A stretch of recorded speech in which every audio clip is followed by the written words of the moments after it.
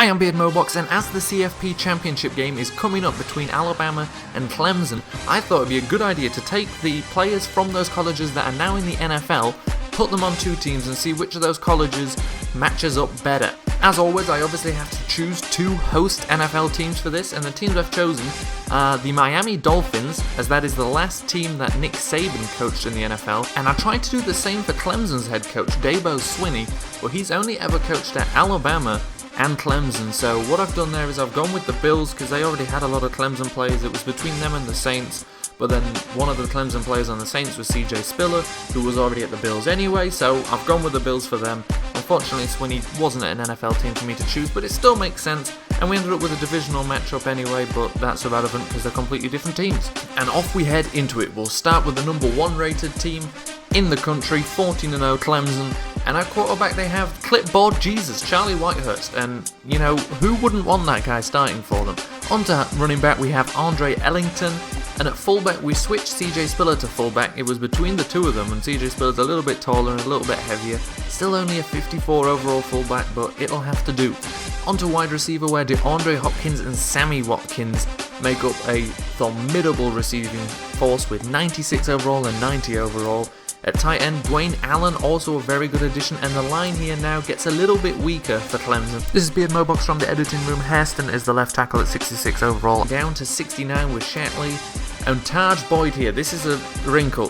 When you are missing a player, the team, you have to forfeit, and the forfeit is I go down and look for the lowest rated player from that college, and then I switch them to the position that's missing. So Taj Boyd, the quarterback, is now having to play center for Clemson, and he's at 12 overall. Brandon Thomas here at 69 overall at right guard, and Isaiah Battle at 67 overall at right tackle. So not a great line for Clemson at all, especially with that forfeit.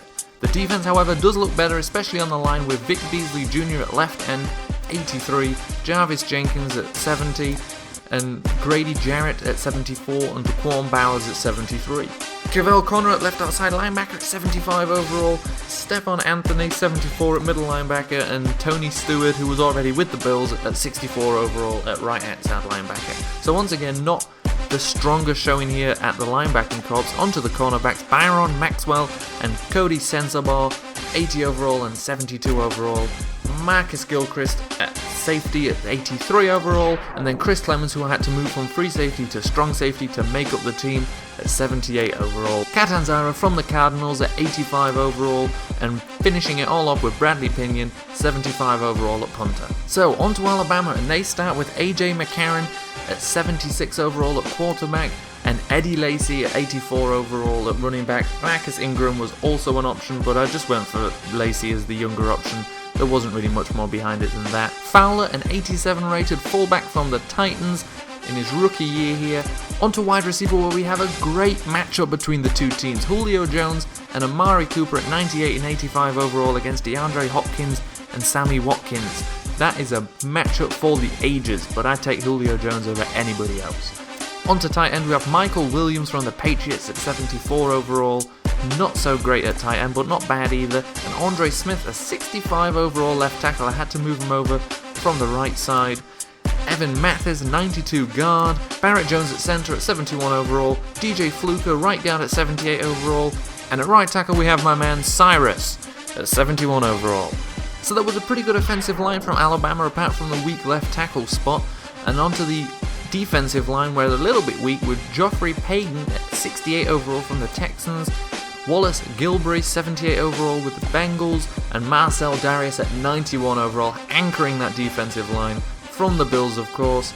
And then on to left outside linebacker, I've switched Courtney Upshaw over from right from the Ravens. We have CJ Mosley and Rolando McClain from the Ravens and Cowboys, and then Dante Hightower from the Patriots, 92 overall right outside linebacker. The cornerbacks are Kareem Jackson and Dre Kirkpatrick. Free safety we have Rashard Johnson, the man who loses a finger and doesn't give a damn. And then onto strong safety, Clinton Dix. And then we've got two forfeits here at the kicker and punter position for Alabama. So they've got Carson Tinker, who was previously a tight end for the Jacksonville Jaguars, playing kicker at 12 overall, and Austin Shepard, a left tackle, is the punter. Play that funky music, white boy.